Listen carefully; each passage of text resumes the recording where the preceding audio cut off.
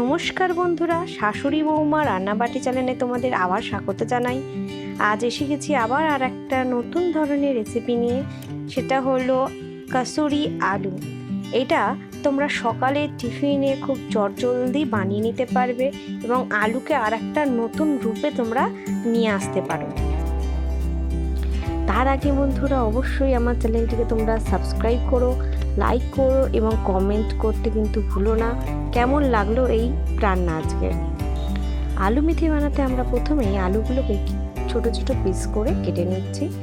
Slice করে কেটে নেব পেঁয়াজ। আমি এখানে মিডিয়াম সাইজের দুটো পেঁয়াজ নিয়ে নিয়েছি। আমি দুটো মিডিয়াম সাইজের টমেটোকে ভালো করে গ্রেট করে রেখেছি। মশলাতে নেব 2 চামচ লাল লঙ্কা গুঁড়ো, 1 চামচ হলুদ গুঁড়ো। আর অবশ্যই আলু মেথি যখন বানাচ্ছি নিয়ে নেবো আমরা মেথি, কাসুরি মেথি। কড়াই গরম করে এবার আমরা প্রথমেই আমি নিয়ে নিচ্ছি 3 থেকে 4 চামচ সর্ষের তেল। সর্ষের তেল আমরা এমন নেবো যাতে আলুগুলো ভালো করে ভাজা যায়। তেল গরম হলে তার মধ্যে আমরা আলুগুলোকে দিয়ে ভালো করে ফ্রাই করব। এই সময় কিন্তু গ্যাসের ফ্লেমটাকে আমরা হাই করে রাখবো যাতে ভালো করে আলুগুলো ভাজা হয়।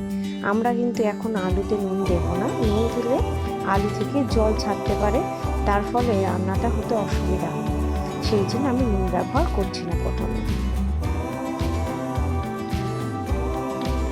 তেলের মধ্যে ভালো করে আলুগুলোকে ফ্রাই করতে হবে। এমনভাবে ফ্রাই করবে যেন একটু লাল লাল হয়ে যায়। তোমরা দেখতেই পাচ্ছ আমি কিভাবে আলুগুলোকে ফ্রাই করেছি। ঠিক এরকম হলে তবেই কিন্তু ভাজা কমপ্লিট হবে। ভাজা হয়ে গেলে স্লাইস করে কেটে রাখা পেঁয়াজকে আমরা দিয়ে দেবো।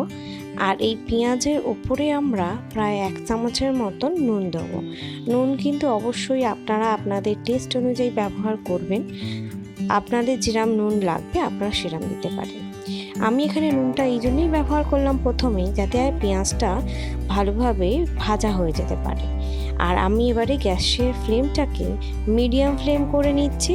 করে নিয়ে আমি চাপা দিয়ে রেখে দিচ্ছি। প্রায় 5 মিনিটের মতন আমি একে ঢেকে রাখবো যাতে পেঁয়াজটা সফট হয় এবং ভালো করে ভাজা হতে পারে।